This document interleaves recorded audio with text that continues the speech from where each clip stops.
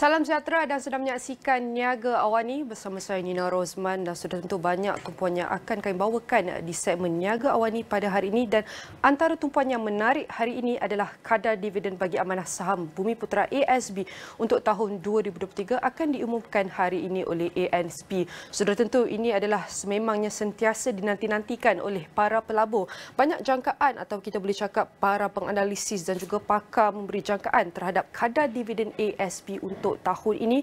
Sebelum kita menunggu pada jam lebih kurang 12.30 hari, insya-Allah kita akan bawakan perkembangan terkini dan ulasan lebih mendalam bagaimanakah kadar dividen ASB yang akan diumumkan lebih kurang tengah hari nanti. Tetapi sebelum itu, sebelum kita menunggukan jam seterusnya, kita akan bawakan untuk kita lihat bagaimanakah iaitu kadar dividen ASB untuk tahun sebelum-sebelumnya.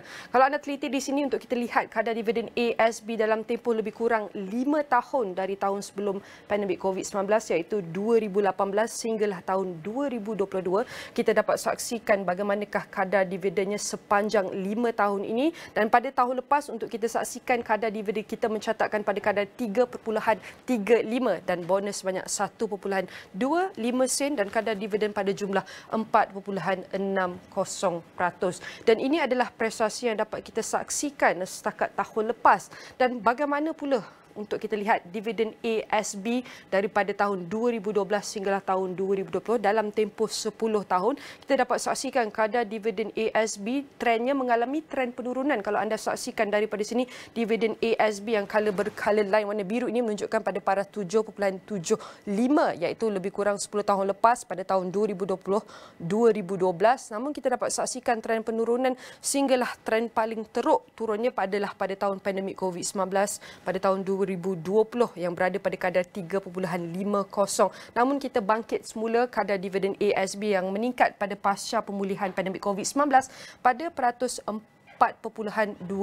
Namun kita lihat sedikit penurunan pada tahun 2022, 4.25 sen, kita dapat saksikan penurunan kepada 3.35 sen pada tahun 2022. Namun mengambil kira persekitaran ekonomi yang semakin memulih dan semakin bertambah baik ini, kita dapat saksikan dalam konteks ekonomi semasa, ramai yang menjangkakan kadar dividen ASB ini akan mencapai lebih daripada 4.60 pada tahun 2023 yang bakal diumumkan. Dan ini adalah persoalan-persoalan yang akan kita saksikan ataupun jawapannya pada tengah hari, dan teruskan bersama kami tengah hari nanti jangkaan pengumuman rasmi yang akan dibuat. Kita ke data seterusnya.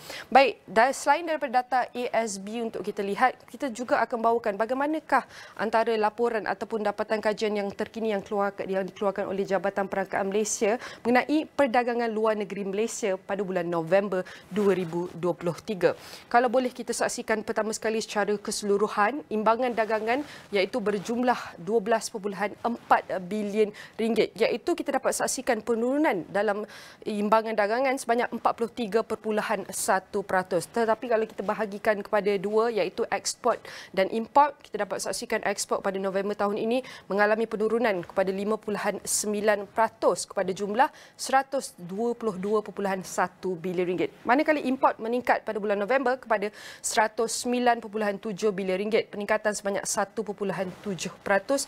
Namun kita masih mengalami penurunan dari segi jumlah dagangan kepada 2.4% kepada 231.8 bilion ringgit. Selain itu, untuk kita saksikan bagaimanakah prestasi ataupun pergerakan perdagangan luar negeri kita daripada Januari 2022 sehinggalah November tahun ini, kita sudah tentu kita dapat saksikan.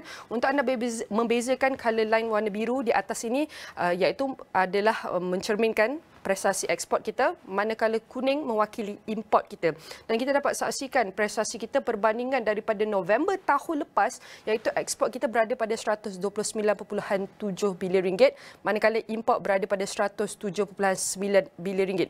Dan prestasi dalam masa setahun sehinggalah November tahun ini, kita dapat saksikan ekspor menurun sehinggalah ia mencapai tahap terkini iaitu 122.1 bilion ringgit, manakala import daripada prestasi tahun lepas ke hari ini pada bulan November 2023 kita dapat saksikan peningkatan daripada RM170.9 bilion kepada RM109.7 bilion.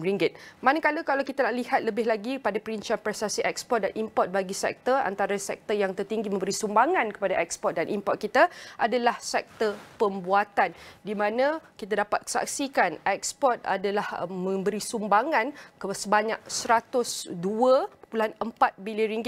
Namun dia sedikit penurunan pada November kepada 6.7%.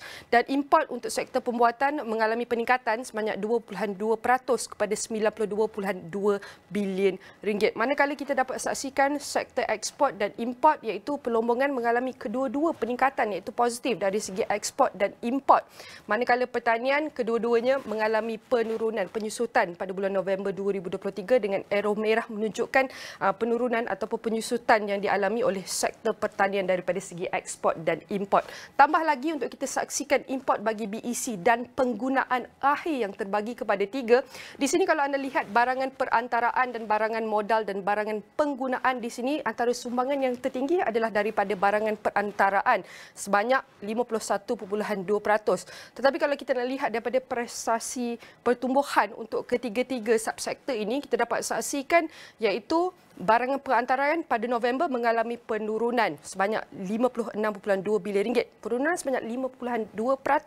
Manakala untuk barangan modal dan barangan pengguna mengalami peningkatan pada November 2023, di mana ia telah meningkat sebanyak 53.3% dan 2.2% masing-masing. Tambahan lagi untuk kita saksikan lebih terperinci bagaimanakah rakan dagangan utama kita, sudah tentu China, Singapura dan Amerika Syarikat, yang apa yang kita dapat saksikan secara ringkas, ketiga negara rakan dagangan utama ini mengalami penurunan daripada segi ekspor. Kita dapat saksikan China menurun sebanyak 8.4%, Singapura turun 17% dan Amerika Syarikat mengalami penurunan yang sama 8.5%. Manakala import kita dapat sedikit berita baik, di mana Singapura dan Amerika mengalami peningkatan, tapi China mengalami penurunan kepada 2.4%. Manakala rakan dagangan yang lain, Singapura, Amerika Syarikat mengalami peningkatan daripada segi pertumbuhan dari rakan dagangan utama kita. Yang terakhir sekali untuk kita lihat dagangan dengan ASEAN pada November tahun ini memberi sumbangan sebanyak 27.3%. Namun ia mengalami penurunan atau penyusutan daripada segi ekspor kepada RM36.4 bilion iaitu penurunan sebanyak 5.8%. Manakala import juga kita lihat peningkatan tetapi RM26.9 bilion, peningkatan sebanyak 8.6%.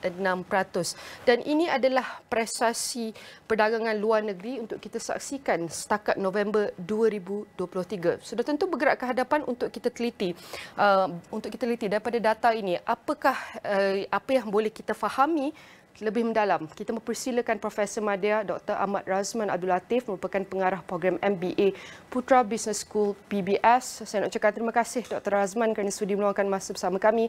Kalau kita teliti di sini, kebanyakan prestasi ekspor Malaysia merosot. Jumlah perdagangan juga menyusut pada November lebih daripada jangkaan. Kenyataan dari DOSM ini menyatakan ia antara disebabkan permintaan luaran yang lemah terhadap barangan Malaysia. Mungkin Doktor boleh kongsikan mengapa ini berlaku dan bagaimana untuk kita atasi perkara ini. Ini apabila kita merujuk kepada permintaan luaran yang lemah, sudah tentu kita mahu melihat rakan dagang utama kita bagaimana dengan aktiviti ekonomi di setiap negara tersebut. Dan apabila kita melihat sebagai contoh negara dagang utama itu China, pada bulan November mereka mengalami kadar inflasi negatif, berlakunya deflasi untuk 2 bulan berturut-turut sejak Oktober negatif 0.2 dan November negatif 0.5. Ini bermakna berlakunya pengecupan ekonomi dan menyebabkan kurangnya permintaan daripada negara China ke atas barangan kita, menyebabkan dagangan kita merosot. Dan kalau kita lihat suasana di Amerika Syarikat juga, tahun lepas mereka mengalami inflasi setinggi 9%, tetapi sekarang pada bulan November 3.1%, bermakna masih lagi kurang permintaan daripada Amerika Syarikat kerana berlaku penurunan kadar inflasi tersebut. Dan di Singapura juga kita lihat 2-3 bulan sebelum ini pun penurunan inflasi, cuma pada bulan Oktober mula menunjukkan peningkatan. Dan Dan sama juga kalau kita lihat di negara Jepun, negara dagang kelima kita, turutlah menunjukkan penurunan dari segi pengucupan ekonomi mereka, kadar penumbuhan yang rendah, tetapi sudah mula menunjukkan sedikit peningkatan pada bulan yang lepas. Ini bermakna walaupun jumlah perdagangan dilihat merudum sedikit untuk bulan November, ianya disebabkan oleh aktiviti ekonomi yang perlahan di kalangan negara dagang utama kita. Namun kadar inflasi untuk November bagi beberapa negara dagang utama ini telah mula menunjukkan peningkatan, iaitu itu adalah salah satu petanda bahawa ekonomi mereka kembali berkembang, dan ini kita lihat akan membawa sedikit perubahan kepada jumlah perdagangan kita untuk bulan-bulan akan datang. Dan kita lihat sektor elektrik dan elektronik E&E merupakan antara subsektor industri pembuatan Malaysia yang membuktikan kekuatan dan keteguhannya dengan terus menarik jumlah pelaburan yang tinggi. Jadi bagaimana untuk kita pastikan sektor ini mampu untuk terus membina rantaian bekalan elektronik yang berdaya tahan dan mampan di rantau ASEAN sekaligus menepati jangkaan sumbangan sebanyak RM120 bilion kepada KDNK negara dan menjana pendapatan ekspor sebanyak RM495 bilion menjelang 2025. Doktor, mampukah ia dicapai? Ya, memang kita tidak nafikan elektrik dan elektronik ini adalah satu sektor ataupun ekspor utama negara kita. Tahun lepas sahaja bernilai 593 bilion, dan ianya adalah peningkatan 22% daripada tahun sebelumnya dan mewakili 38% daripada keseluruhan ekspor Malaysia. Dan kalau kita lihat, kita sebenarnya memang adalah negara yang ke-12 terbesar ekspor untuk barangan elektrikal dan elektronik, dan kalau kita nak lebih spesifik lagi dari segi semikonduktor, kita adalah yang ke-6 terbesar. Dan apa yang berlaku sebenarnya dalam sektor elektrik elektronik ini, sebelum ini berlaku penyejukan dari segi permintaan, namun saya lihat kita masih lagi mampu menepati jangkaan sumbangan 120 bilion kepada KDNK kerana ada beberapa laporan yang saya terima. Sebagai contoh, Taiwan merupakan antara negara dagang utama kita yang mengimport daripada kita, sudah mula mencatatkan peningkatan dari segi chip shipment ataupun pengeksportan chipnya, 12% peningkatan selepas setahun lebih.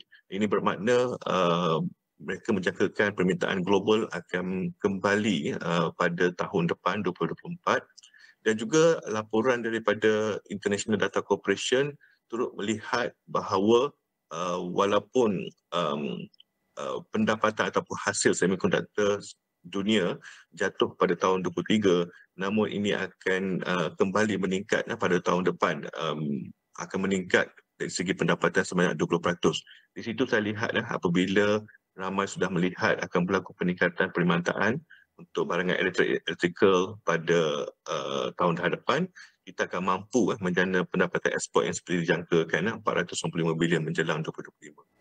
Jadi bagaimana pula dengan sektor-sektor lain yang mengalami penyusutan ini? Bagaimanakah persediaan mereka dalam menghadapi iaitu antara cabaran-cabaran global pada tahun hadapan?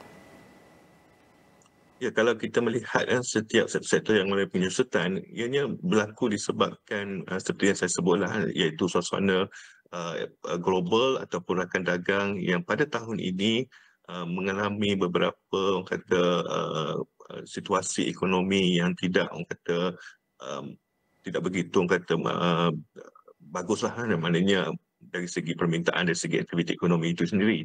Namun laporan yang diterima daripada Bank Dunia, International Monetary Fund dan pelbagai badan antarabangsa semua menunjukkan keyakinan bahawa pada tahun 2024 akan berlaku peningkatan permintaan dagangan, dan kita harapkan sektor-sektor lain yang terjejas juga akan turut mengalami permintaan terhadap barangan di dalam sektor tersebut. Kita nak lihat juga beberapa unjuran global menjangkakan Amerika Syarikat akan mengalami kemelisitan tahun hadapan. Pada masa sama, ekonomi China juga dijangka tumbuh lebih perlahan. Apa yang boleh kita jangkakan kesannya kepada Malaysia? Walaupun dijangka pertumbuhan ekonomi global akan lebih perlahan, tetapi sebenarnya perlahan itu dari segi pertumbuhan, bukannya kita akan masuk ke kemelisitan ekonomi, tetapi China sebagai contoh sudah mula melakukan intervensi. Baru-baru ini telah menerbitkan bond sebanyak 1 trilion yuan sebagai satu langkah suntikan fiskal untuk menggalakkan aktiviti ekonomi di negaranya dan juga meningkatkan permintaan terhadap barangan. Dan ini kita lihat akan mampu memastikan bahawa kita ada lagi ruang untuk meningkatkan dagangan kita dengan negara China sebagai contoh, kerana apabila negara kerajaan China itu menerbitkan bond tersebut, semua analisis telah meletakkan kadar pertumbuhan kira-kira negara tersebut ke tahap yang lebih tinggi untuk tahun depan. Di situ saya lihat walaupun ada jangkaan pertumbuhan yang perlahan, namun setiap negara ini mereka sudah mula melakukan beberapa intervensi untuk meningkatkan kembali aktiviti ekonomi mereka. Dan baru-baru ini MITI berjaya membawa pulang 6.6 bilion ringgit potensi pelaburan FDI ini dan 700 juta ringgit potensi ekspor melalui misi perdagangan dan pelaburannya ke Jepun. Jadi bagaimana usaha ini dapat membantu pulihkan sektor perdagangan negara selari dengan Pelan Induk Perindustrian Baharu 2030 NIMP 2030. Bagaimana kita dapat lihat dasar dan polisi ini memperkukuhkan lagi usaha kita? Ya, apabila kita melihat misi daripada MITI membawa pulang 6.6 bilion, sebenarnya sebelum ini pun ada juga lawatan ke Jepun pada bulan Jun lepas, dan kalau kita 29.56 bilion, satu jumlah yang besar. Dan kalau kita rujuk kepada kenyataan daripada Menteri MITI itu sendiri, sektor yang terlibat dalam pelaburan ini adalah dalam bentuk renewable energy, elektrik dan elektronik, kemistri ataupun kimia dan juga sektor digital. Dan kalau kita lihat di dalam NIMP 2030 itu, memang ia akan melaksanakan NIMP ini melalui perindustrian yang sebagai contoh memperluas kluster sedia ada yang dalam bentuk fabrikasi bahan kimia khusus daerah kanser. Jadi kalau kita lihat pelaburan daripada Jepun tu ada merujuk kepada bahan kimia. Jadi ini akan membantu MIP, dan juga dalam MIP ini juga cakap tentang melahirkan kluster baru sebagai contoh penyimpanan karbon, kenderaan elektrik dan tenaga boleh diperbarui. Sekali lagi merupakan satu antara satu sektor yang akan dilabur ataupun diberikan pelaburan oleh Jepun ke dalam negara kita. Di situ saya lihat bagaimana apabila kita menjalankan hubungan bilateral dengan beberapa negara sejak belakang ini untuk membawa pelaburan ke negara kita, kebanyakan sektor pelaburan ini memang selari dengan Pelan Induk Perindustrian Baharu ini dan tidak lagi bertumpukan kepada industri yang berteknologi rendah, tetapi potensi yang saya nampak kebanyakannya memang ke arah teknologi tinggi dan juga selari dengan Pelan Induk Perindustrian Baru. Doktor, kalau kita nak mengambil kira dengan iaitu rombongan kabinet yang baru berlangsung baru-baru ini, adakah ini akan melambatkan sikit untuk kita mencapai usaha ataupun agenda yang kita ingin target ni, Doktor? Saya tidak melihat rombakan kabinet ini akan melambatkan, memperlahankan apa yang kita lakukan, sebab apa yang berlaku ialah kita sudah ada segala dasar polisi seperti yang jangka sepanjang wawasan kemajuan bersama 2030, kita ada RMK 12, kita ada Belanjawan 2024, kita ada ekonomi madani. Semua dasar polisi sudah telah dilancarkan, sedang dilaksanakan. Dan apa yang penting sekarang ini adalah kabinet baru, setiap menteri itu adalah memastikan pelaksanaan dasar itu sendiri, iaitu dari segi pencapaian output, impact untuk setiap polisi ataupun pelan tindakan yang dilaksanakan di bawah setiap dasar tersebut. Bukan masanya untuk berterusan mewujud ataupun melaksanakan dasar baru kecuali jika perlu, tetapi lebih penting untuk melaksanakannya. Mungkin ada sedikit penambahbaikan dari masa ke semasa, tetapi apa yang saya lihat yang rakyat mahu tengok adalah bagaimanakah pelaksanaan itu mencapai sasaran. Kita mahu lihat lebih banyak keterbukaan, ketelusan, pada masa yang sama ketirisan dan pembaziran dapat dikurangkan, tidak ada lagi rasuah, dan setiap peruntukan yang telah ditetapkan oleh kerajaan itu memberikan impak dan output yang diharapkan. Baik, sudah tentu saya nak ucapkan terima kasih kepada Profesor Madya Dr. Ahmad Razman Abdul Latif, merupakan pengarah program MBA Putra Business School PBS, kerana berkongsi walaupun ekspor kita dapat saksikan jumlah imbangan dan jumlah dagangan merosot, tapi banyak lagi aspek ataupun strategi yang perlu kita teliti agar kita dapat memperkasakan industri dan mencapai prestasi yang lebih baik dalam perdagangan luar negeri bergerak ke hadapan. Dan kita akan berhenti rehat seketika dan kembali selepas ini.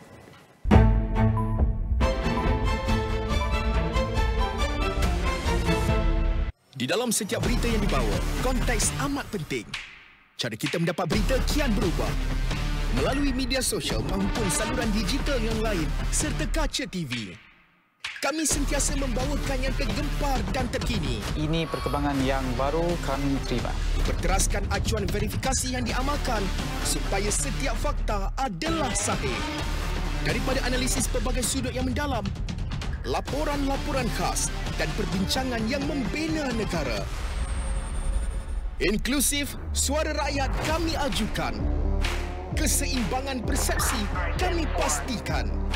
Kerana setiap cerita mempunyai impak yang tersendiri dan perlu dibawa dengan penelitian yang terperinci.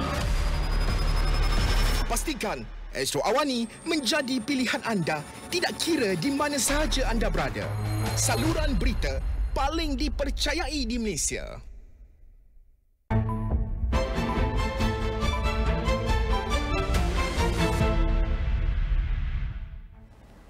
Baik, Madrid akan terus mendorong pemain aero angkasa Malaysia ke dalam rantaian bekalan global selaras dengan matlamat Pelan Induk Perindustrian Baharu NIMP bagi merangsang kekompleksan ekonomi sambil menambah perolehan dalam aero angkasa seperti yang divisikan melalui Pelan Tindakan Industri Aero Angkasa Malaysia MAIB. Madrid berhasrat untuk meningkatkan ekspor produk serta perkhidmatan aero angkasa ke Eropah menjelang 2024 kerana rantau ini merupakan destinasi ekspor terpenting Malaysia bagi produk dan perkhidmatan aero angkasa. Menurutnya, kira-kira 50.1% daripada ekspor aero angkasa Malaysia ke Eropah adalah komponen pesawat atau helikopter. Dari Januari hingga November 2023, ekspor aero angkasa Malaysia ke rantau Eropah telah mencecah 1.23 bilion ringgit dengan 5 destinasi teratas iaitu United Kingdom, Ireland, Itali, Perancis dan Jerman. Ekspor aero angkasa Malaysia meneruskan aliran menaiknya dalam tempoh 11 bulan pertama 2023 dengan tambahan 2 angka atau 10.1% sehingga mencecah 5.59 bilion ringgit berbanding tempoh yang sama pada 2022. In the aviation sector, our focus extends to the adoption of fuel-efficient aircraft, the development of sustainable aviation fuels, and the implementation of eco-friendly operational practices. Malaysia is aligned its aviation policy with global standard to contribute to the industry's broader sustainability goals. In this vein, the Sustainable Aviation Energy Task Force under my ministry will chart the way forward in this specific segment. In addition, our agency, the National Aerospace Industry Corporation or NICO, will play a critical role in driving industrial growth for the aerospace and aviation sector alongside Malaysia External Trade Development Corporation or MATRADE and the Malaysian Investment Development Authority or MIDA. Industri aero angkasa telah menyaksikan pertumbuhan yang luar biasa dipacu oleh gabungan strategik kerjasama sektor awam dan swasta. Malaysia muncul sebagai hub untuk perkhidmatan pembuatan, penyelenggaraan, pembaikan dan baik pulih aero angkasa serta latihan. Madrid berkata, kerajaan juga telah melaksanakan dasar yang mantap untuk menarik pelaburan langsung asing, memupuk inovasi dan membina tenaga kerja mahir. Tambahan pula, Madrid kini sedang berbincang dengan beberapa rakan sejawat di Perancis untuk menjalin perkongsian dalam program pembinaan kapasiti bersama, penyertaan dalam acara perdagangan aero angkasa Perancis selain pelibatan perniagaan ke perniagaan yang disesuaikan. Untuk mengukuhkan kewujudan dalam pasaran Eropah, menjelang 2024, Madrid dengan kerjasama Perbadanan Industri Aeroangkasa Negara Malaysia akan menyelaraskan penyertaan syarikat aeroangkasa tempatan di bawah Pavilion Malaysia di Farnborough International Air Show 2024 yang akan diadakan di UK mulai 22 hingga 26 Julai 2024. Pameran perdagangan antarabangsa dwi tahunan itu merupakan acara ikonik yang menghimpunkan gergasi aeroangkasa seperti Airbus, Boeing, Embraer, Bombardier Base Systems, GKN, Rolls-Royce dan Safran. Jadi menuju ke tahun hadapan kita mengharapkan lebih banyak kolaborasi strategik di antara pemain industri Perancis dan Malaysia dalam industri aeroangkasa untuk mempromosikan Malaysia sebagai satu hub di Asia Tenggara bagi sektor bernilai tinggi ini untuk aktiviti seperti R&D untuk pengkomersialan material yang lestari. Selain itu dalam aktiviti contract manufacturing dan pelbagai lagi, termasuklah penyumberan lestari dan juga pelaburan bernilai tinggi di Malaysia. Matrik berkata, FIA 2024 akan memberi peluang untuk mempamerkan keupayaan syarikat Aero Angkasa Malaysia sambil meningkatkan potensi perniagaan melalui pertemuan dengan firma utama serta syarikat peringkat -1 dan peringkat -2 dalam rantaian bekalan Aero Angkasa Global. Semasa penyertaan dalam FIA 2024, Matrik akan meningkatkan kesedaran di kalangan pemain antarabangsa tentang pembangunan Taman Aero Angkasa dengan mewujudkan ruang khusus untuk penyelidikan, ujian dan pembuatan. Subsidiari Toyota Motor Corporation Daihatsu Motor Co Limited telah menangguh sementara penghantaran semua model yang sedang dalam pengeluaran di Jepun dan di luar negara berikutan penemuan isu keselamatan. Kumpulan itu berkata Daihatsu telah mentauliahkan siasatan kepada jawatan kuasa pihak ketiga bebas berhubung isu prosedur dan mendapati masalah pada 174 item dalam 25 kategori ujian di samping ketidakteraturan pelapisan pintu pada April, termasuk semasa ujian pelanggaran CC pada Mei yang lepas. Pengeluar kereta itu melalui sidang medianya berkata ini merangkumi sejumlah 64 model serta 3 enjin kenderaan daripada keseluruhan model yang sedang dihasilkan, dibangunkan atau dihentikan pengeluaran termasuk 22 model dan 1 enjin yang dijual oleh Toyota. Pihaknya turut memohon maaf atas kesulitan dan kebimbangan yang tercetus ke atas semua pihak berkepentingan termasuk pelanggan.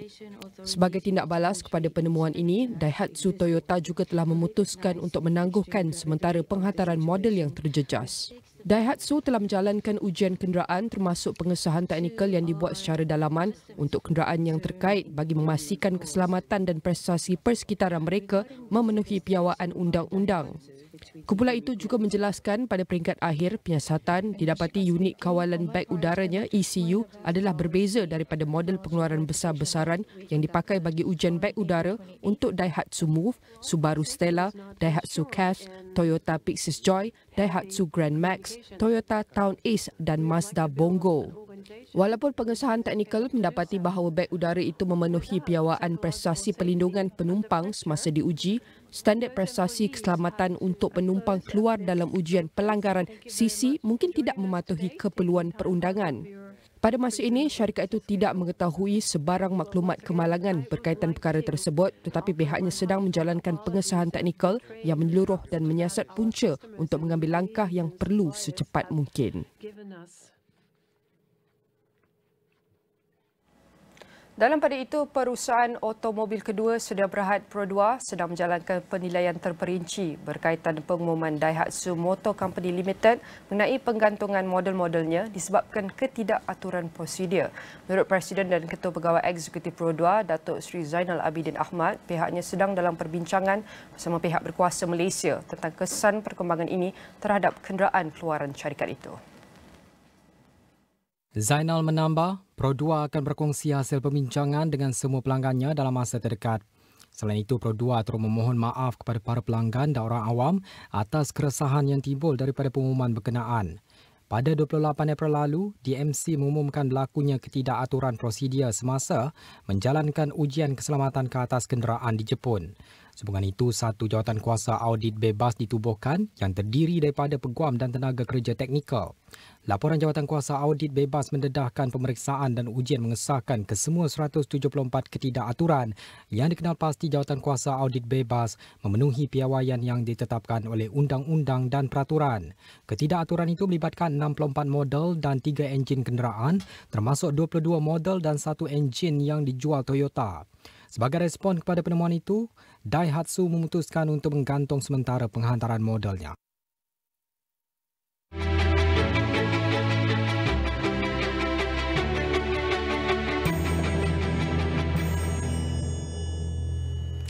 Pulau Pulau Peranginan termasuk Lang Tengah Redang dan perhentian dibenarkan beroperasi pada musim tengkujuh. Namun keadaan laut bergelora yang membahayakan keselamatan pelancong perlu diberi perhatian serius.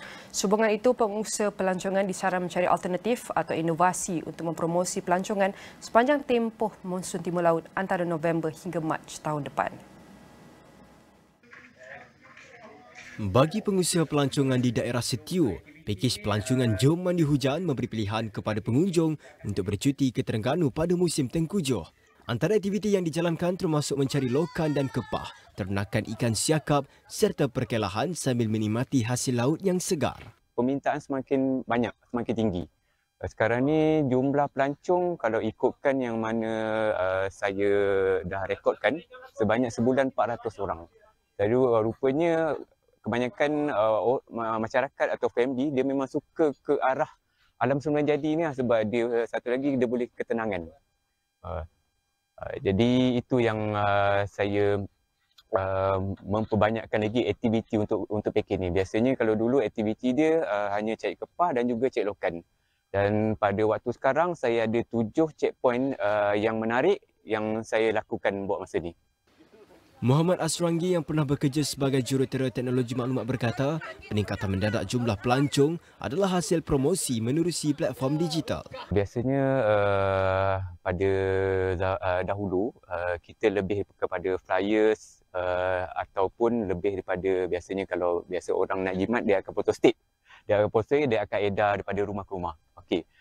Untuk masa sekarang digital memang sangat membantu, memudahkan kita untuk membuat promosi dan juga semudah ABC orang tu juga boleh tempah kita direct untuk memudahkan urusan. Jadi untuk teknologi digital ni saya rasa memang sangat membantu. Menurutnya, pakej pelancongan Jom Mandi Hujan turut mendapat sokongan dan kerjasama pelbagai pihak termasuk Pejabat Daerah Setiu dan Jabatan Pelancongan Negeri Terengganu.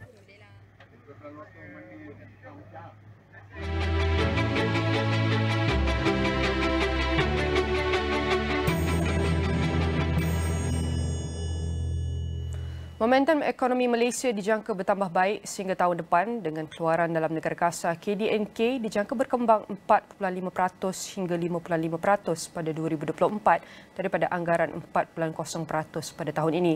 Tinjauan itu dibuat RAM Rating Services Berhad yang mengeluarkan laporan tinjauan ekonomi 2024 pada Rabu. Menurut agensi penarafan kredit itu, ekonomi Malaysia akan mendapat manfaat daripada potensi permintaan luar yang pulih. Permintaan domestik yang berdaya tahan disokong oleh inflasi dan kadar faedah yang baik juga akan mendorong momentum pertumbuhan. Dari aspek fiskal, RAM Ratings menganggarkan defisit fiskal mencecah 4.2% daripada KDNK pada 2024 mencerminkan pendekatan konsolidasi fiskal kerajaan. Katanya defisit yang lebih kecil susut daripada anggaran 5.0% pada tahun ini akan didorong terutamanya oleh rang undang-undang subsidi yang lebih rendah, pengurusan perbelanjaan operasi lain yang lebih baik dan kutipan hasil cukai yang lebih tinggi daripada keadaan ekonomi yang lebih positif pada tahun depan. Bagaimanapun dengan keperluan untuk membiayai projek pembangunan kritikal, hutang kerajaan akan kekal secara relatif pada 1.3 trilion ringgit pada 2024 bersamaan 62.7% daripada KDNK dan pembayaran hutang tidak begitu ketara pada 16.1% daripada jumlah hasil yang diunjurkan pada 2024. Menurut RAM Ratings, potensi risiko untuk pertumbuhan Malaysia akan bergantung kepada kejayaan ekonomi global mencapai kelembapan ekonomi yang sederhana dan mengelak konflik geopolitik yang semakin meningkat. Katanya lonjakan harga makanan dan komoditi global boleh memberi tekanan kepada permintaan domestik. Begitu juga impak susulan harga yang tidak dijangka jika penyasaran semula subsidi RON 95 dilaksanakan dengan lemah.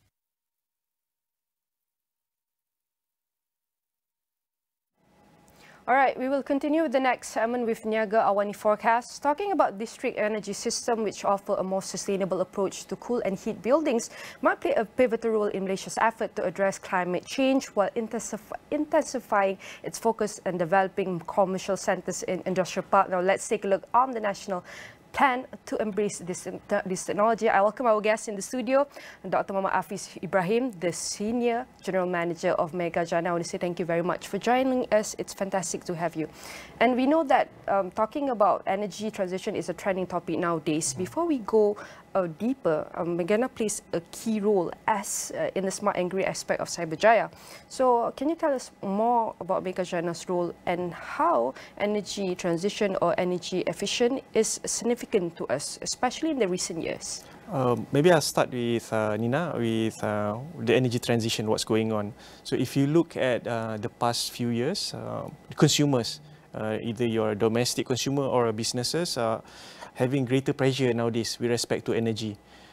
So for example, this year in terms of electricity, the price of electricity has increased. In fact, the government spent first half of the year with the electrical subsidy of close to 10.76 billion ringgit, and it's not just in Malaysia but also globally. Another factor is also in terms of sustainability. People are looking for ways can they adopt a new technology, new renewable energy, a new alternative and cleaner energy. So the demand for energy transition is there. So in terms of what we do in Cyberjaya is that we cool the whole building, the whole city. So as far as cooling is very important nowadays. If you look at Malaysia, we are at high temperature country. So if you look for what has happened in 1970s until today, there's a research done in 2018 which shows that the number of days in a year that the temperature increased 32 degrees. Why 32 degrees is because that's where your body, you cannot be exposed for a long time, else you will have heat-related issues. So in the 1970s, if you were in Bukit Jalil, for example, there were around 170 days in a year, 130 days in a year that the temperature increased 32 degrees. When the research was done in 2018, itself in Kuala Lumpur, the number of days increasing above 32 degrees is close to 270 days already. Oh, wow. And they did a forecast, what happened in 2050. So by 2050, you're looking at close to 320 days in a year that the temperature above 32 degrees. So what does it mean to us? So you will sweat more. Okay. You cannot go out like usual. You have to change your behavior. And the most concern is cooling. So you have to stay indoor to cool yourself. So this is where we come in. So what we do in Cyberjaya, we try to cool the whole city. So we've been around since 1998, and what we do is, if you're familiar with utility, so we know that we can't live without telecommunication, we can't live without electricity, we can't live without water, and another one which is very important is on cooling. So we know that we don't have to have our own telco towers for us to be able to call people. We know that we don't have to dig our own well to have our own water, and we know also we don't have to buy our own generator to generate electricity. So same goes for cooling. For cooling, you can actually share the same facility to actually cool your own buildings or your infrastructure or facility. Yeah. All right. Talking and expanding about topic of energy efficiency in the past year, we want to touch on the public perceptions. How does public perception and awareness of district cooling system is a factor of widespread of adoption, and what strategy can be used to employ to enhance their understanding? Okay, when you talk about energy transition, you have to look at both sides of the coin. So one is the power side, the supply side, and the other side is the demand side. So this is where energy efficiency comes into the picture. So you can use renewable energy to power up your equipment, but you need to also use it smartly. So this is where energy efficiency lies. So in terms of district cooling, we are under the energy efficiency spectrum. And then in terms of public awareness, we've been around. I think, in fact, not just us, the industry itself has been around for the past 25 years. And public awareness is something that we are trying to increase. So this is where we do engagement, advocacy, not just with public, but also with the authority and also the other stakeholders. And all right, I want to touch even on the Energy Efficiency and Conservation Act 2023, EECA. How exactly will this act help in realizing the energy transition or specifically efficient energy usage? How can we take a look from the policy side?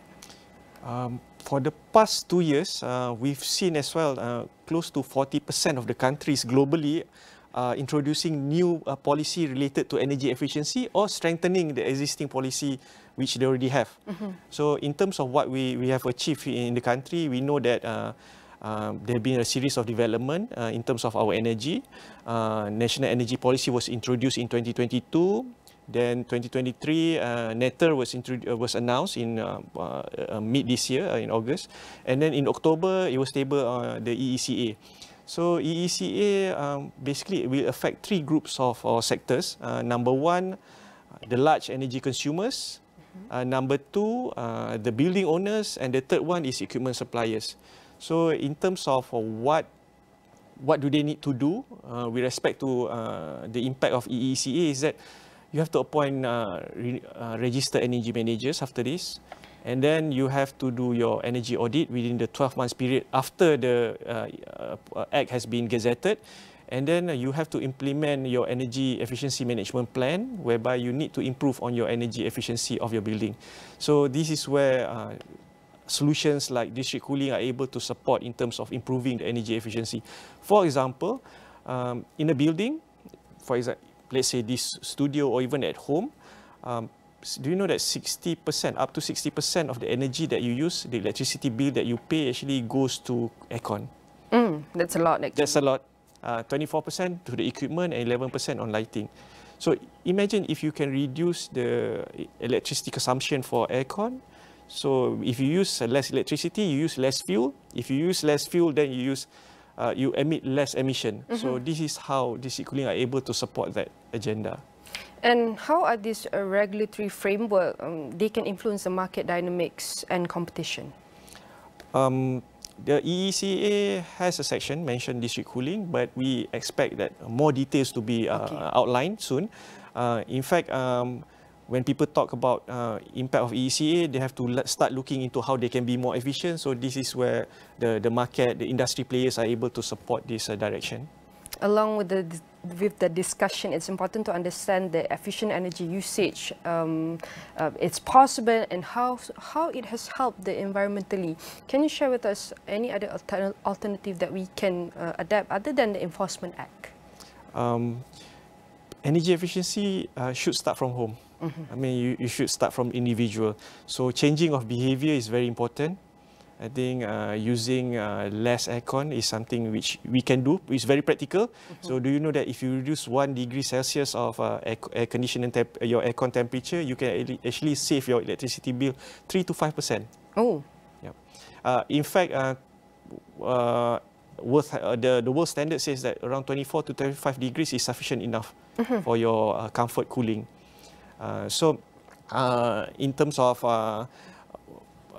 businesses, what you can do is that large development areas, high density areas, proper planning is required. I think in terms of how we plan for new township needs to be more smarter. We need to include this element of energy efficiency. Therefore, I think I mentioned earlier that district cooling is just another shared utility. This is something that perhaps the authority can start looking into this. And so far, we have done a lot of advocacy as well, not just us, but also the industry, to promote the utilization of and adoption of district cooling as compared to the conventional cooling. And for some of us, the term of direct cooling system is quite new. Talking about the infrastructure of development or investment, how does the development and maintenance of district cooling maintenance can contribute to the local economic growth and job creation? First, let me brief in the simple form what is district cooling. So district cooling is basically a facility which actually can cool down the whole city or neighborhood. So from this building consists of highly efficient industrial equipment. And then this is where water are being cooled to 5 degrees to 6 degrees. And this cold water are being transferred through underground insulated pipes to buildings across that neighborhood or around that development area. So, and then from that building, actually the warm heat is being absorbed, and then the water is being circulated back to the district cooling facility for you to actually cool it again. So if you look at this cycle, there's a lot of equipment involved. I think from the job opportunities in terms of the development of this cooling facility, the operation and maintenance part of it, and of course the district cooling also adopts a lot of building automation system. So this also align with the IR revolution, in the industry revolution, and also just to share with you. One of the district cooling plant here in Malaysia, especially the one in Cyberjaya, actually is unmanned. So they have 2 buildings, so one building is unmanned, is being monitored remotely. So this is one of the technology that you can adopt, and this provide opportunities for solution providers to support the industry. And we can see how advance in technology has impacted the efficiency and effectiveness of district cooling system. And we want to proceed to the urban planning. Maybe in the last 2 minutes, maybe you can share in what ways do district cooling system integrate with urban planning strategies moving forward, and how do they contribute to the overall sustainability and resilience of the urban areas? We always highlight that district cooling should be a backbone for smart city. So this is for example in Cyberjaya. When the Cyberjaya was designed, so they have taken into account that district cooling is one of the utility to be used to cool down the city. So taking this as an example for new township or new development, this is something, a model that can be adopted in terms of urban planning. For existing buildings, existing township, they can actually look into how they can retrofit and make sure their buildings are more efficient in terms of the cooling. All right, definitely all of this are some of the tools and systems that we can use to overcome the barriers and even fight the climate change. We hope this commitment can help Malaysia achieve net zero emission by 2050 and reduce CO2 intensity by 45 against the GDP by 45% by 2030. I want to say thank you very much again to Dr. Muhammad Hafiz Ibrahim, the Senior General Manager, Megajana, and all of our discussion here will be featured in astro.com and all digital platform.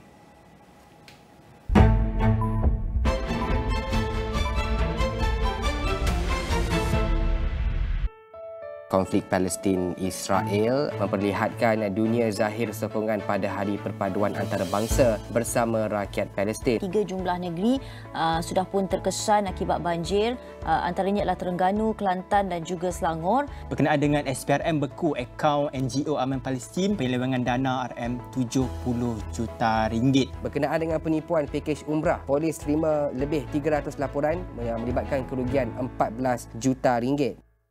The Mask Singer Malaysia. Santai meneka di hujung minggu bersama keluarga anda. Isu Islam mengelirukan para juri. Teruskan meneka siapa di sebalik topeng. Zahid AF. The Mask Singer Malaysia. Siaran langsung di Astro Warna dan Astro Go.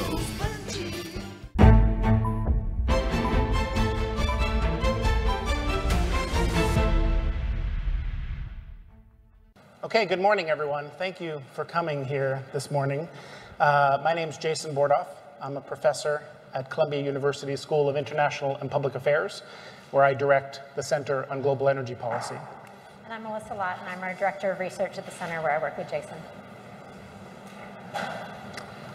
2023 may well be the year of climate action, with historic policy initiatives like the Inflation Reduction Act in our country, record amounts of capital being deployed into clean energy, huge technological breakthroughs like fusion, and rising social mobilization because of the urgency of the crisis.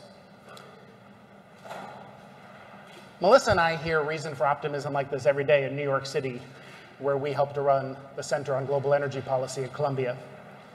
Optimism about the pace of cost declines, technological advancement, the growth of clean energy. And if you spend your time with investors and entrepreneurs, just think of the conversations we've had the last few days here with the WEF, you can't help but feel hope that we're finally beginning to make progress on the climate crisis, that we are finally building the resolve needed to decarbonize in the time frame that we need to toward net zero. But here's the problem. Two things can both be true at the same time. Clean energy can exceed our wildest hopes and expectations. Costs can come down faster than we thought. Growth can happen faster than we thought. And emissions keep going up. Oil, gas, even coal use keep going up. And that's where we are today.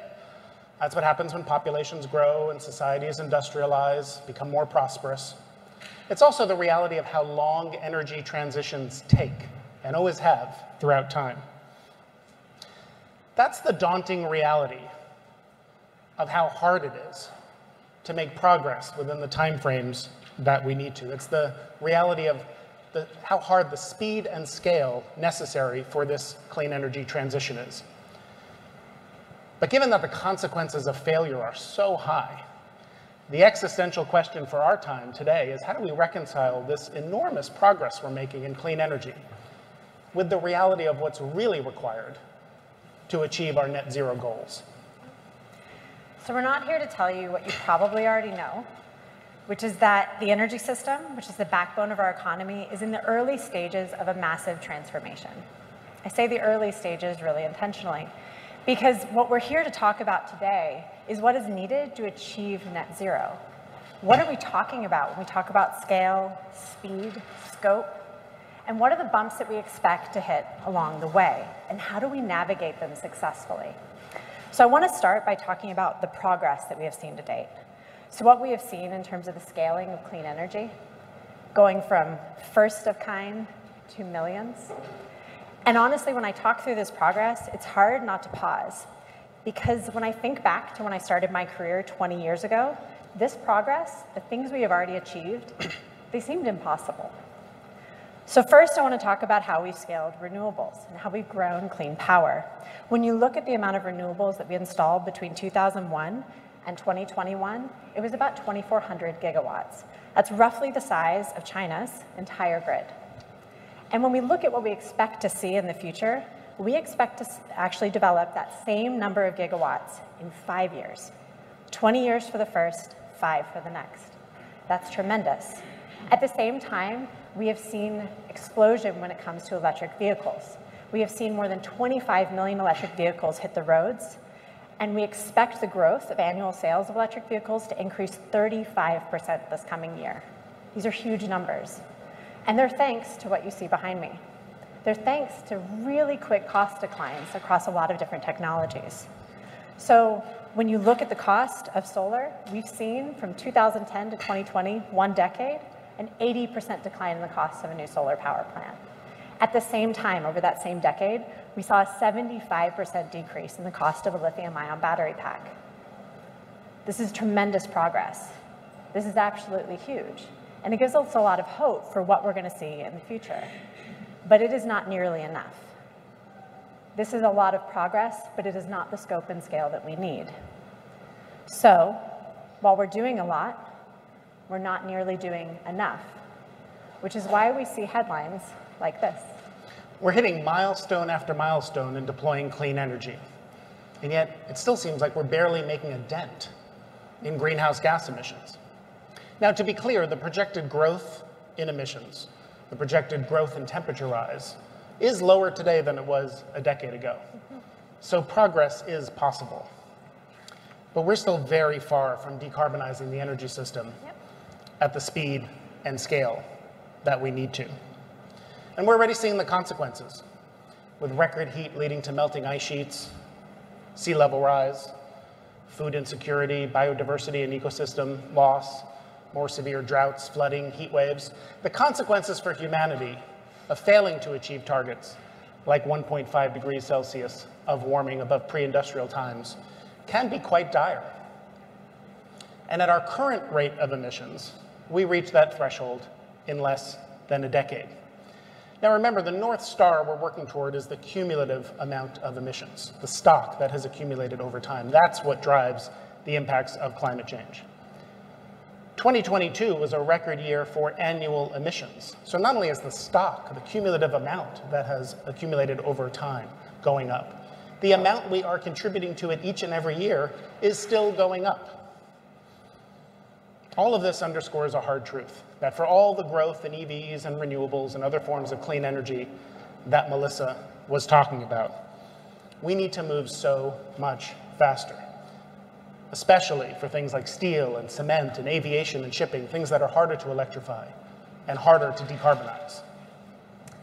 The good news here is that we have the technologies that we need to get on the road and to move quickly to net zero.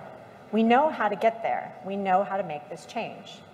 This is something, again, I couldn't say 20 years ago. We've made a ton of progress. So when we look at all the research, all the analysis, all the pathways to net zero, what we see is that to transform an economy, you do three broad things. First, you electrify everything that makes sense to electrify. That is a lot of our economy. It's the heat in our homes, it's the vehicles we drive, it's a lot of our industrial processes. And in that process, we become as efficient as we possibly can.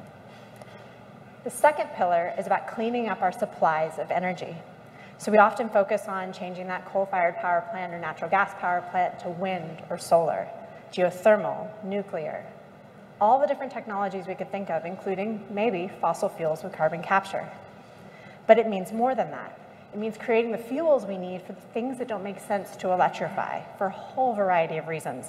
So this is about creating the fuels we need for aviation. This is about creating things like hydrogen for industrial processes. It's cleaning up our supplies, all of our electricity, and all the fuels we need, while also stopping the waste of greenhouse gases today.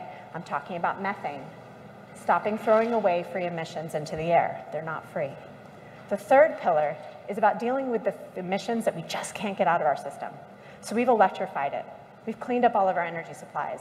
There's still stuff left. This is why we talk about something called carbon management, about capturing emissions and storing them underground or turning them into products and storing them there. We also talk about nature-based solutions, so reforestation is just one example. And amongst all of this, we are ensuring that every single person everywhere in the world has access to affordable, reliable, and clean energy. If I had to sum it up in a word, it would be build.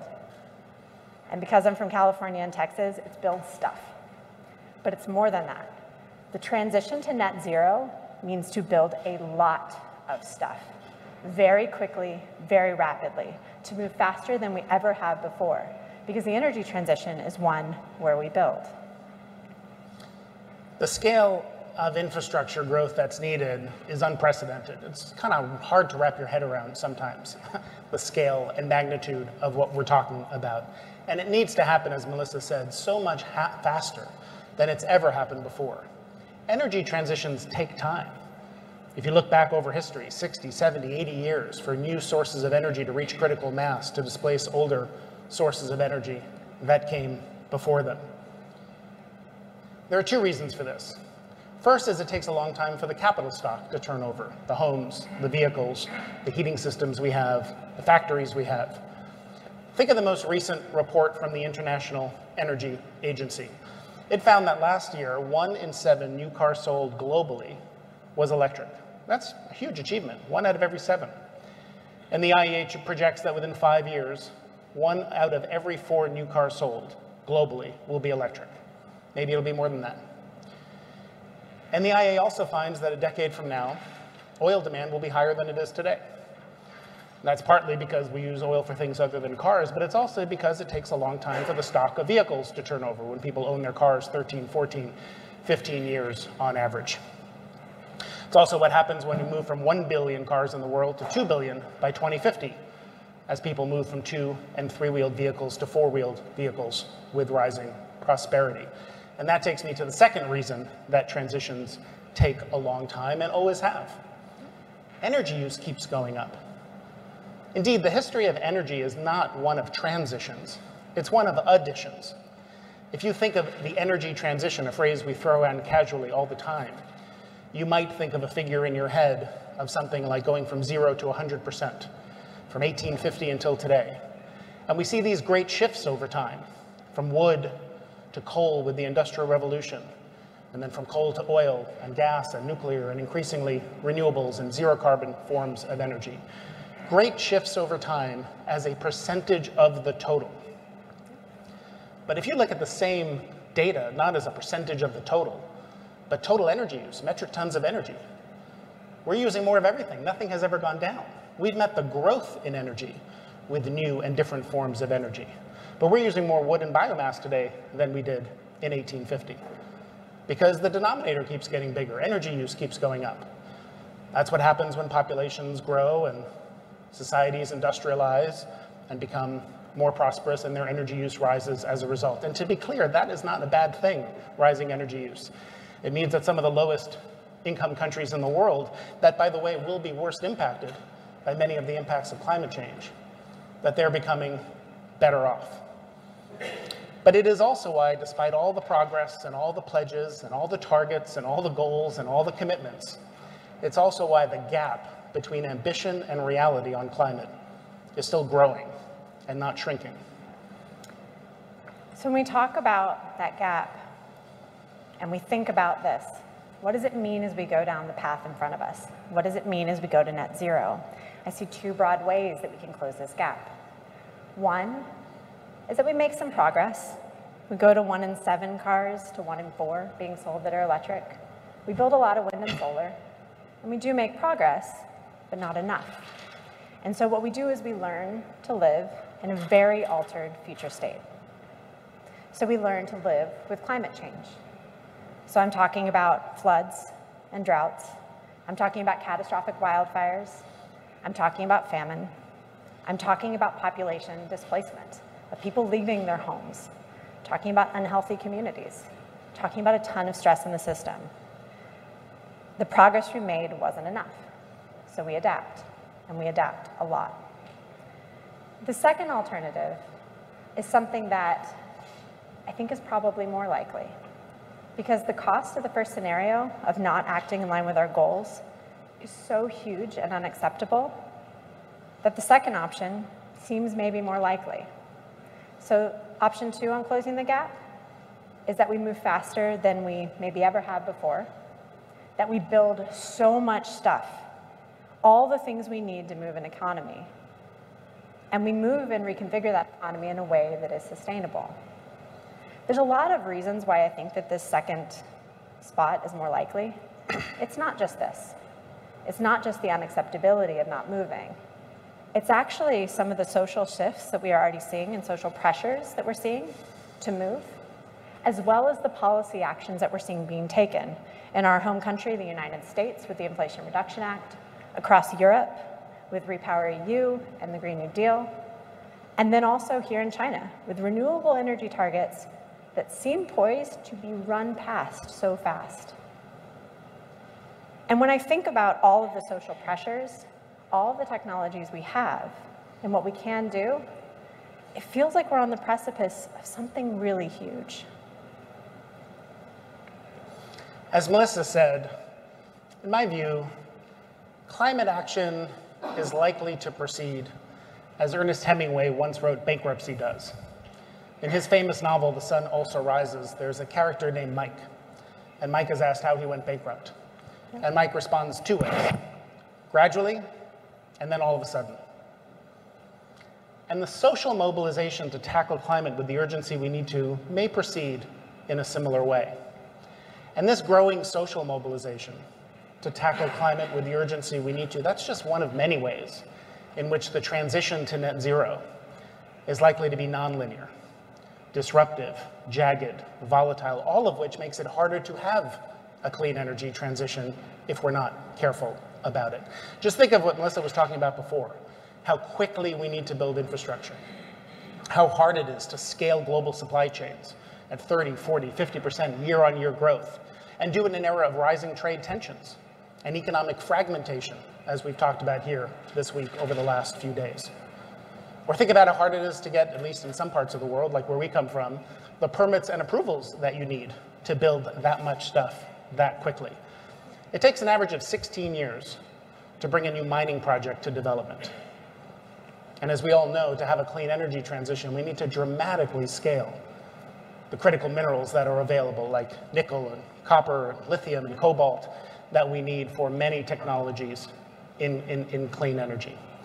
A 6-fold increase in critical minerals by 2050, according to the International Energy Agency. You can't electrify an economy without a lot of copper. Copper demand's projected to double by the end of this decade, and we're not even on track for our climate goals yet.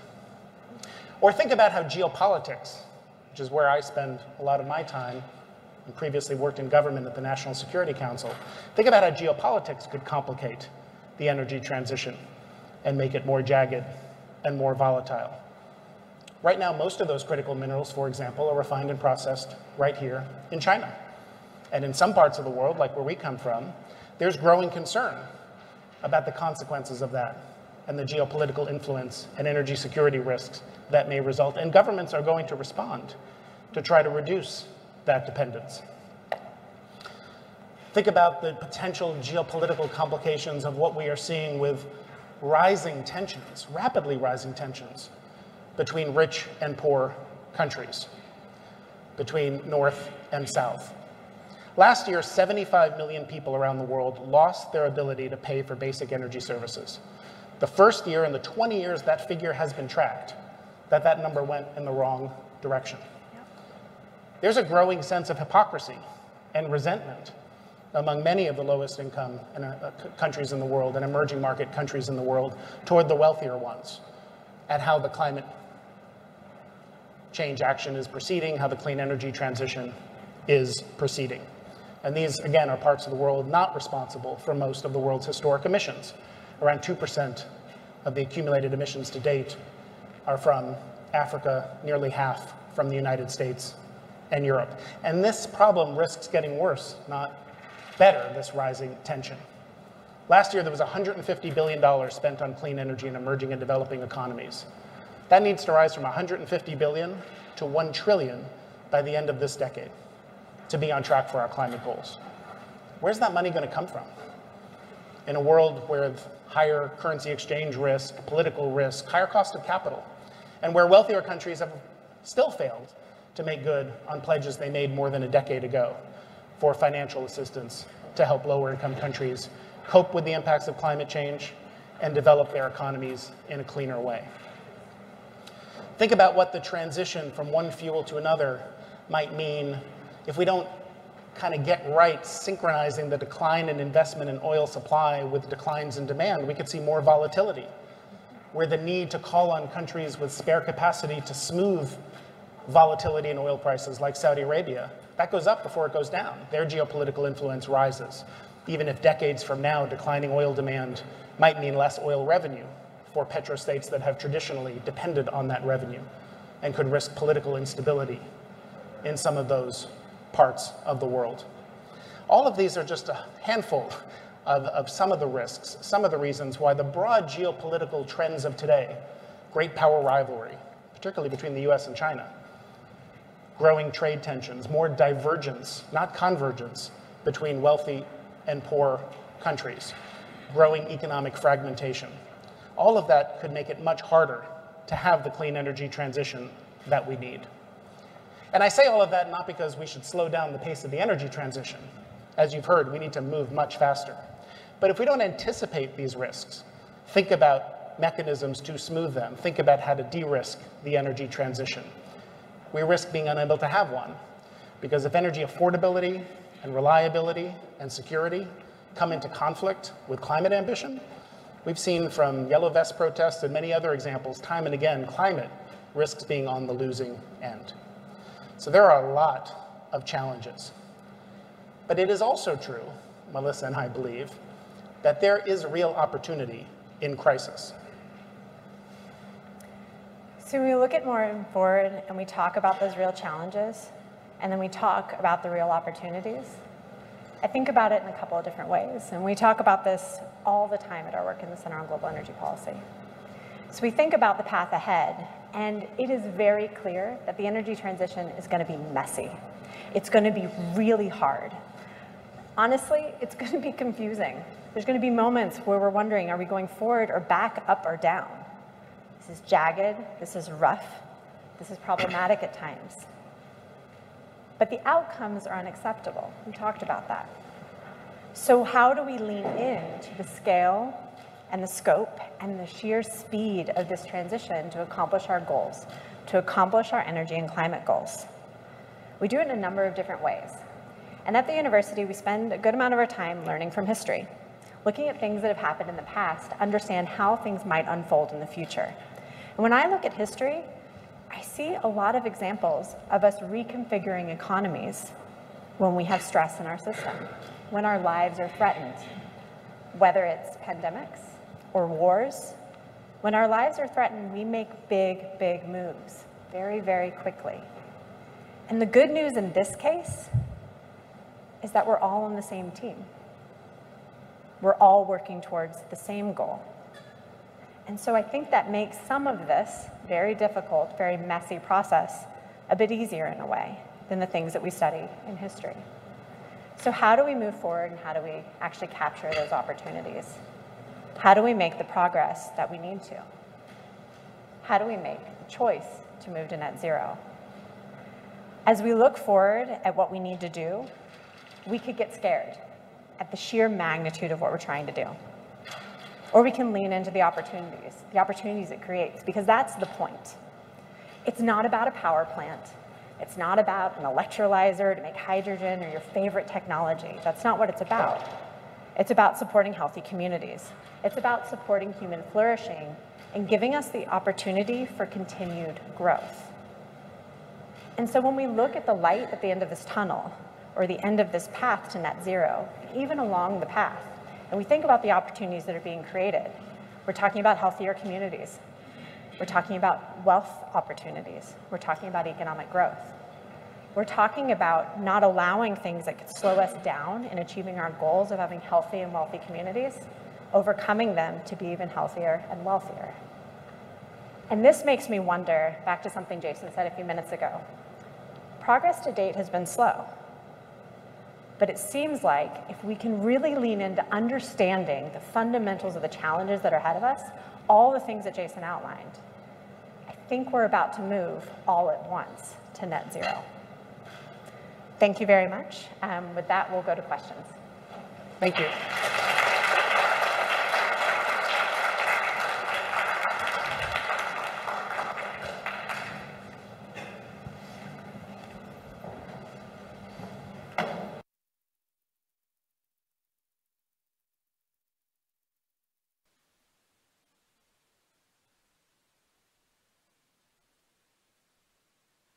The floor is very open for anything that's on your mind, any questions you want to ask. So who wants to kick us off?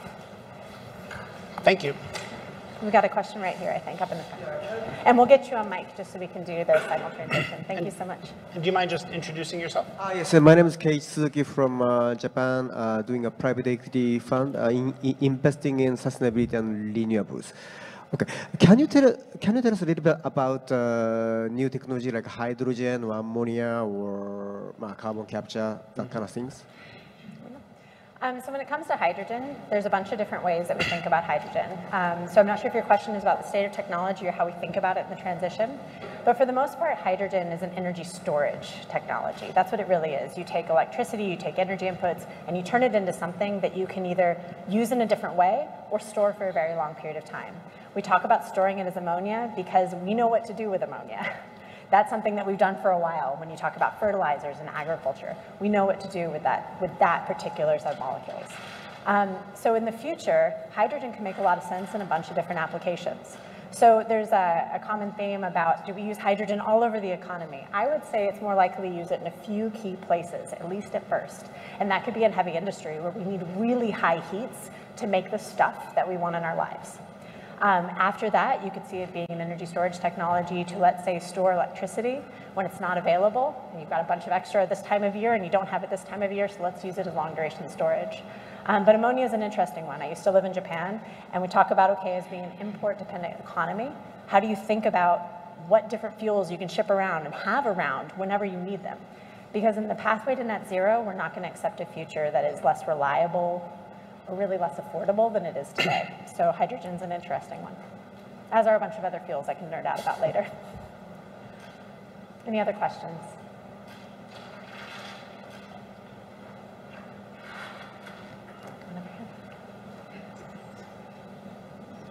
Stephen from Australia. I deal in the mining industry.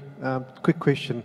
You mentioned about for us to reach the net zero objectives in the future, we're going to need 6 times the amount of minerals we're producing now. When you mentioned de-risk, can you talk a bit more about that? Are you talking about the supply chains? What is that? Can you please elaborate? Yeah, I think, look, part of the answer is we're figuring it out as we go. We're going to celebrate the 50th, well, it's not celebrate, that's the wrong word. This year will mark the 50th anniversary of the Arab oil embargo. And as someone who studies energy history, you sort of think about how that shock to the world created a set of mechanisms that came out of it, like the International Energy Agency for more data transparency. So we didn't have a lot of data on oil markets before, and there were some, you know better than I, some parts of the metals market. We saw what happened with nickel and the LME, for example, where maybe we need some more regulation or some more transparency. We came out of the 1970s and we built strategic oil reserves in case there were disruptions. Now it's, I think, much more complicated to think about how you would build strategic stockpiles of minerals, and of course there are many different types of minerals and how they would. But when we think about, we should also say that the risks we are concerned about, I think, are different. There's a difference between the daily flow of energy. If oil supply is disrupted, your ability to move your cars today, that is different than if there's a disruption in the supply of copper or lithium. That would lead to supply chain problems. Costs would go up. You might find it harder and more expensive to buy a new electric car. It wouldn't affect your ability to drive whatever kind of car you have today. So the risks are different. We need to be really thoughtful and precise about them. It is also the case that there's much more concentration with where the minerals are produced. So the largest producers of oil in the world, the US, Saudi Arabia, and Russia, each between 10 and 15% of global supply. The largest producers of lithium, of cobalt,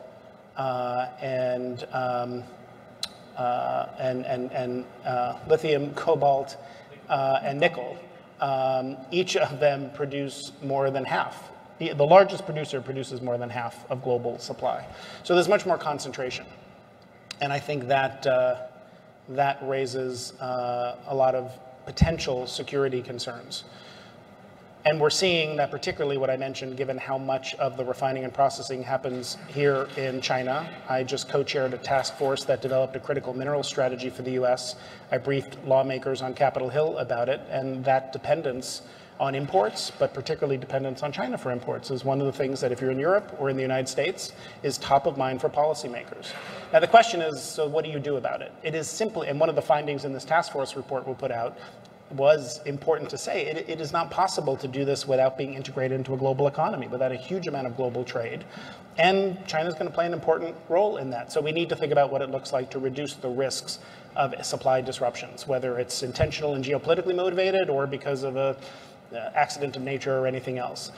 And that could, I think, you know, when you think about where security of supply comes from generally, whether it's oil or minerals or steering wheels if you're an automaker and you're worried that 90% of your steering wheels come from one supplier, you want to think about diversification. That's sort of first and foremost, right? When Winston Churchill famously moved the British Navy from coal to oil, he was famously said, you know, security in oil supply comes in variety and variety alone. So diversify your supply base. Potentially think about the kind of inventory levels you have, whether they're private commercial inventories or government stockpiles. I think a lot of innovation and R&D can play a role in this for improved recycling. If we can reduce the growth through new battery chemistry technologies, through recycling, that can help as well. And trying to make sure we have stronger partnerships. Part of the thing I'm worried about in the United States is that one of the few things both Democrats and Republicans can agree on is that free trade is not in fashion as much as it was before. But if we want to build secure supply chains, we need more partnerships and trade agreements rather than fewer. So I think those are some of the things that government should be doing. And again, we spell out some of those in these recommendations we released. It's part of what the EU minerals strategy is doing. I'll make a quick comment just about numbers, and if whoever has a question next, we can go ahead and move the mic to you. But to give a context around the numbers, because I'm like, scale of this challenge, what are we talking about? If we want to get to net zero and we follow, let's just go with one, the International Energy Agency has their net zero pathway. And you look at the increase in the amount of annual production of lithium. We focus on this a lot when we talk about batteries. It's a 450 times increase. I think it's 456 times increase. Off of what, if my memory serves, 100,000 metric tons base that we have today. The number that really blows me away is a different one. It's copper. Today we produce, I think it's around 20 million metric tons of copper. We talk about electrifying everything. What does that mean? A lot of wires. And we're talking about an 8x increase in the production of copper. That is massive. And with that, when you talk about risk, I think about how do we build all of the mines and the entire supply chain we need to create that. And within that, there's a bunch of different questions, including a social justice question and community engagement. A lot of holes. Yep. And so when you think about that, the conversations we're involved in with local communities are, yes, we had a mine here in the past. Cool.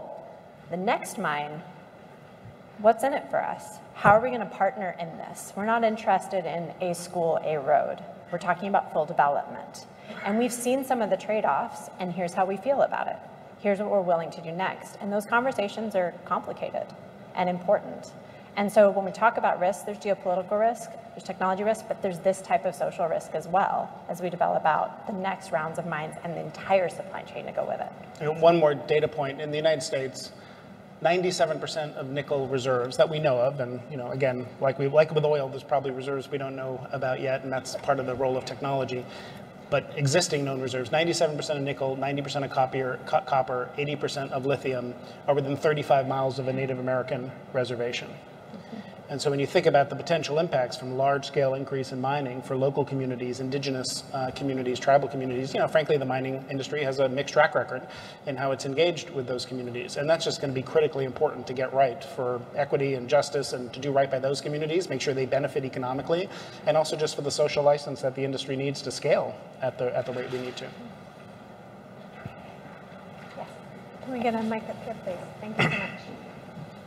I'm Yang Lei from Beijing University, and I want to ask a question about the renewable integration, you know, with higher and higher share of the renewable solar and wind. And it's becoming a totally different challenge. For good news is they are cheap, but the challenge is the system costs are increasing very fast. So I want to hear your comments about this situation. Okay. Jason knows I spend a lot of my time on this, which is why we just smiled at each other. Absolutely. So when you look at all the analysis around how we get our electricity systems, which are the backbone of this whole transition to net zero, so how do you get the emissions down in that? What you find across all of them is that if you want it to be affordable and reliable and clean, so all three things in the future, you actually need three different types of technologies. We focus on solar and wind a lot. That's at bucket one, variable renewables. When they're around, as you say, they are so cheap. We want to use them, like we absolutely do. But they can't do it all alone. So we complement them with storage, not just batteries, but other things as well. We talked about hydrogen a little bit earlier, but different ways to store energy over long periods of time. Net result is that's still not enough. We need a third type of technology, which is firm dispatchable power. Things that can be around 24/7, 365 whenever we want them. So these are technologies that are not spoken about as much. In some parts of the world, they might be geothermal or very big hydro, if you have that resource. There might be nuclear power, which is a different conversation in different countries that I work with around the world. And even within the US, in different states and different communities within those states, it's a different conversation. And what you see is that you can't just have variable renewables, even if you back them up with storage, if you want it to be affordable and reliable and clean. You need that third bucket. And you might actually need a couple of complementary players, which is the third player, which is to say, you know, in this particular place, it is too expensive to get the power all the way to net zero, so we're going to offset it in some legitimate way, whether it's direct air capture or a nature-based solution or something else. But the conversation so gets focused on wind and solar. That's great. We want a lot more of it, way more than we have today.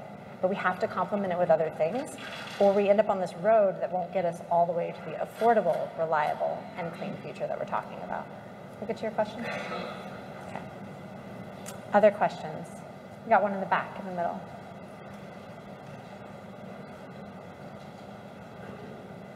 Hi, my name is Paulo Savage. I'm a professor at Oxford. I would like to ask a question about you mentioned many technologies that have been developed, green technologies. How can we accelerate? What are the governance and policy prospects to accelerate these transitions?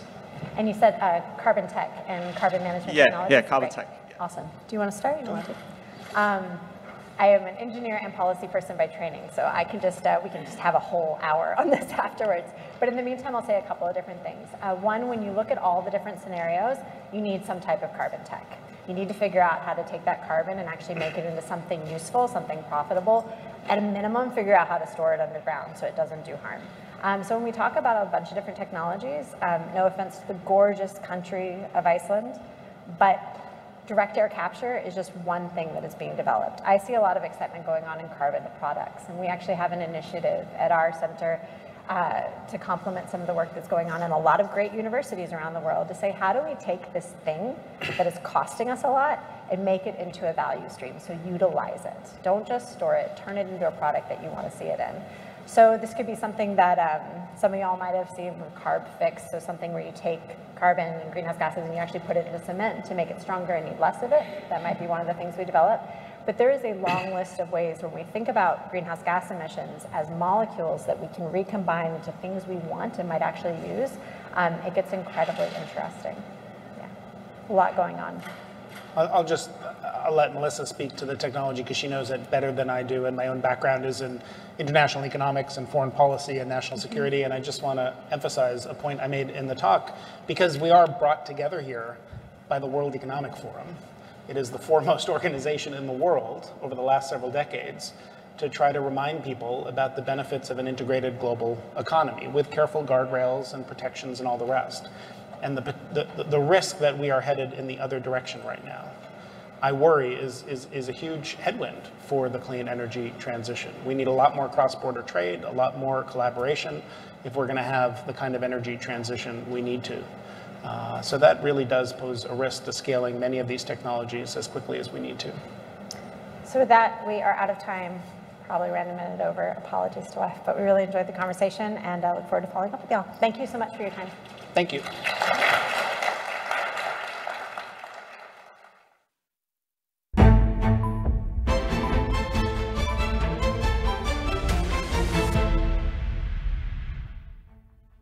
Bapak-bapak kini di Australia dengan cabaran dan keseronokan baru. Kau misalkan aku. Don't touch me. 40 tahun tak naik motor. Cabaran tu. Trip kali ini ada kelainan. Mereka ada king.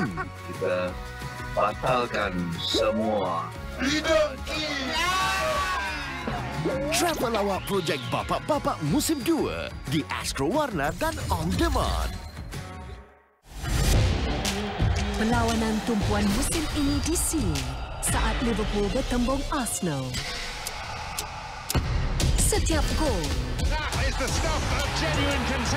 setiap taktik menuju kemenangan. Saksikan Liverpool menentang Arsenal di Premier League secara langsung di Astro.